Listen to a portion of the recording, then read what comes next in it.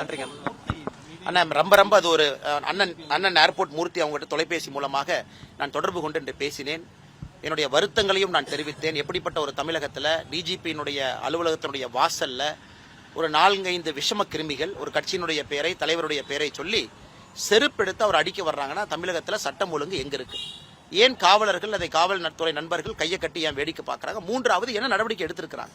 இதெல்லாம் ரொம்ப ஸ்ட்ராங்கான ஆக்ஷன் எடுக்கணும். அங்க மூர்த்தி அவர்கள் போனதை இன்னொருத்தருக்கு பாதுகாப்பு கேட்டு, கடைசியில் மூர்த்தி அவர்களுக்கே பாதுகாப்பு கேட்டு உள்ள அனுப்பிட்டாங்க. மூர்த்தி அவங்க போனதை எதுக்குன்னா இன்னொருத்தருக்கு பாதுகாப்பு கேட்டு. இவங்க அந்த மாதிரி தாக்குறாங்க. இப்ப மூர்த்தி அவர்களுக்கு பாதுகாப்பு கேட்டு மறுபடியும் உள்ள போயிருக்கிறார். அதனால இது ரொம்ப தர்ம சங்கடம் மட்டுமல்ல, தமிழகத்துல ஒரு அரசியல் கட்சி தலைவருக்கே இந்த நிலைமைனா சாதாரண பொதுமக்களை யோசிச்சு பாருங்க.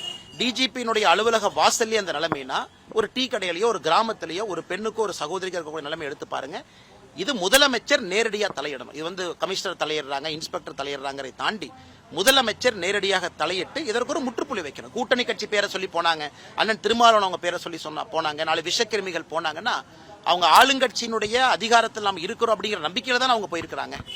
நம்பிக்கையில தானே அந்த கட்சி நம்மளை பாதுகாக்கும், போலீஸ் நம்மளை பாதுகாக்கும் நம்பிக்கையில போன மாதிரி இருக்கு. ஏன்னா காவல்துறை நண்பர்கள் படம் பிடிக்கிறீங்க, வெட்ட வெளிச்சமா தெரியுது, முகம் தெரியுது, முகத்தையும் மறைக்கல.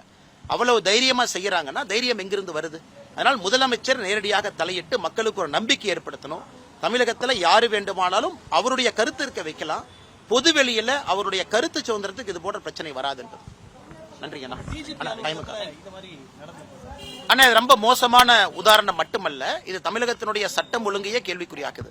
டிஜிபியினுடைய அலுவலக வாசல், ஏன்னா மூர்த்தி அவங்க போனதே, ஏர்போர்ட் மூர்த்தி அவங்க போனதே அந்த பாமக காரர் அவருக்கு நீங்க அவருக்கு அடிச்சுட்டாங்க, பெரிய வெடிகுண்டு போட்டாங்க, அவருக்கு பாதுகாப்பு கொடுங்க, பாதுகாப்பு கொடுங்கன்னு சொன்ன போனவருக்கே அட்டாக் நடக்குதுன்னா தமிழகத்தில் சட்டம் ஒழுங்கு சந்தி சிரிக்கிறது தான் அர்த்தம். பிளே ஸ்டோர் மற்றும் ஆப் ஸ்டோரில் இருந்து பாலிமர் செயலியை QR கோடு மூலம் பதிவிறக்கம் செய்யுங்கள். செய்திகளை உடனுக்குடன் பெறுங்கள்.